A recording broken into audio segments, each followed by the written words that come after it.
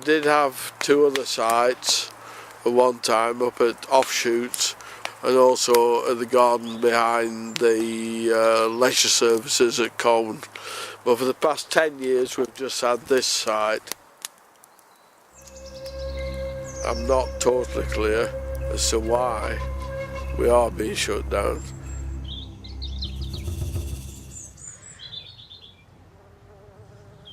By, I think, the 21st of March we got to clear the site.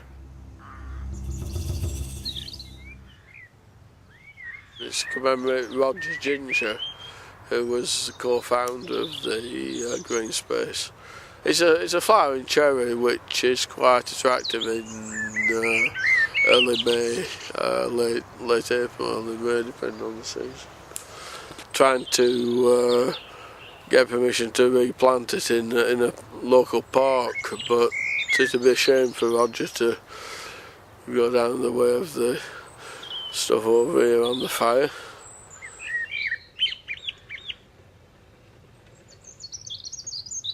Well, the greenhouse was something that Roger got funding for. It's been a real boon for us, and it's something that I think any horticultural therapy units ought to have. Roger was a good guy, and we know that he won't be burning.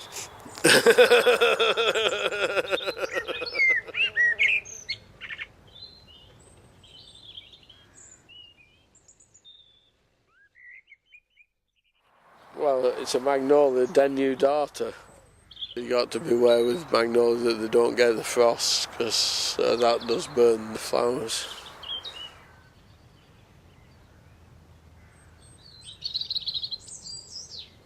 I think it's a Betula. I'm not sure, Urbanio young guy.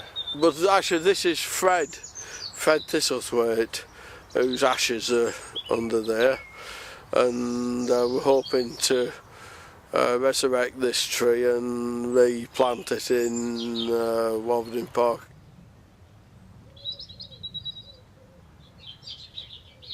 This is Bill. This is the Eucalyptus gunni that we originally planted on at the Colne green space site. Bill Whittaker was the chairperson of Mind for a long time, 20 years. And he was a great worker for mental health charities. When he died, we transplanted Bill, and it's really thrived here. It's gone up to the heavens here. Well, this is the site of the wildlife pond that we've had here for 15 years, I'd say, which has been filled in now. Any garden should have a wildlife pond, shouldn't it? Especially a therapeutic garden, because if you can't talk to the people, you can talk to the birds and bees and frogs, and we had quite a bit of activity there in spring and through the year. And we used to like putting the football in winter if it was going to freeze over, to keep the air circulating so that the wildlife could still stay alive.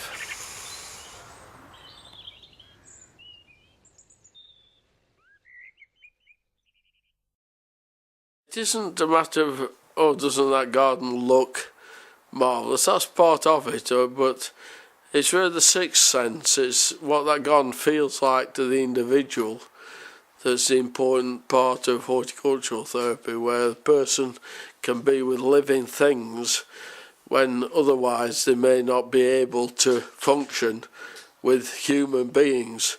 And I mean, you might say, well, why don't you have cats or animals or rabbits or something? Well, sometimes when you sit to total psychosis and you're seeing the evil eye, being with any living thing is fearful. I think it can give you that peace of mind. Well, I think it's an important ingredient in the restoration of sanity to people who've been through psychosis.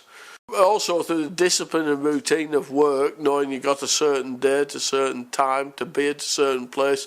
And really, often if you're in paranoid state, it's actually the beauty of it is you can work away from people rather than with people, but still be with living things.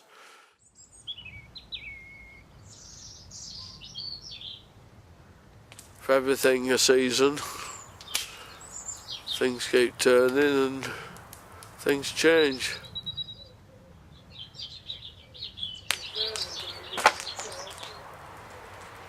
And if we can look forwards and onwards instead of backwards and inwards, that's the message of green space.